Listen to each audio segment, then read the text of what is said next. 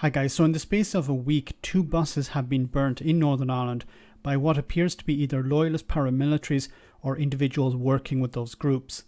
Now the problem is that when it comes to the Northern Ireland Protocol, the likes of the DUP have been pumping out the type of rhetoric over the last number of months which has been lapped up by sinister elements in Northern Ireland. And instead of shutting their mouths and engaging with the European Union and the Irish government, the DUP instead will toss the stone and hide the hand. This has been their modus operandi for decades, and it's now been copied by their partners, the traditional unionist voice. They egg on the loyalist community with talk of the union being destroyed by the protocol, that Northern Ireland is being annexed by the European Union, and the Irish government is holding Northern Ireland hostage. These people championed Brexit. The problem is that they didn't understand it. They gambled the farm on promises from the Conservative Party and they lost. Instead of being pragmatic, they turn up the heat, using dog whistles that the extreme elements in Northern Ireland are ready to react to. Here is an example of Jeffrey Donaldson of the DUP trying to inject language that he heard from someone other than the Irish government, but blames the Irish government for it. All part of his plan to bring down the protocol. Well, I think Colm Eastwood would be better served if he was to point the finger towards Dublin and the comments of Simon Coveney, who is firing warning shots at the UK government. So Simon Coveney of the Irish government firing warning shots at the UK government. Okay, well, that's Jeffrey Donaldson.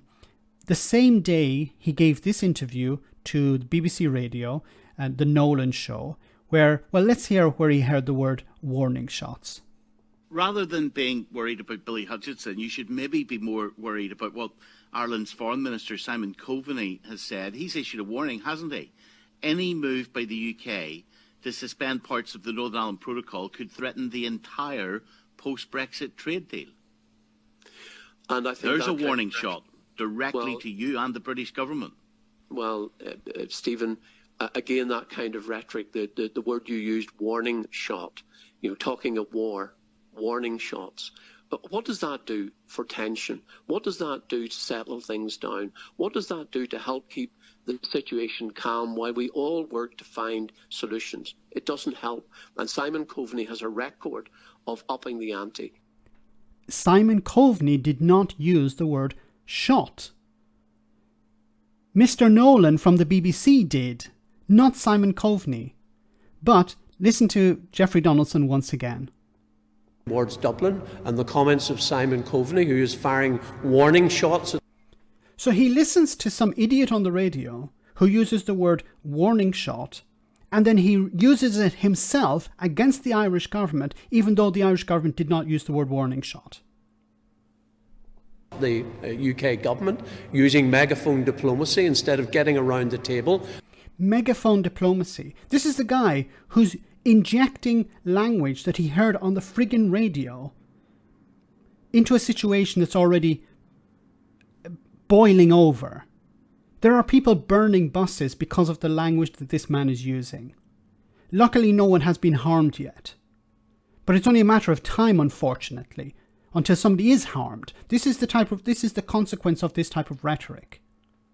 These people are constantly saying that the European Union wants to strip Northern Ireland away from the UK. They're talking about how the Irish government wants to hold Northern Ireland hostage. And obviously the people that listen to them on the unionist side say, well, we need to do something. We need to stop this protocol. So they hijack buses. They burn these buses.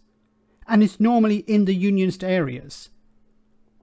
And trying to resolve these issues. Maybe Colm might also look at the comments, the disgraceful comments made by an EU spokesman last night when he said that the EU was prepared for peace but ready for war.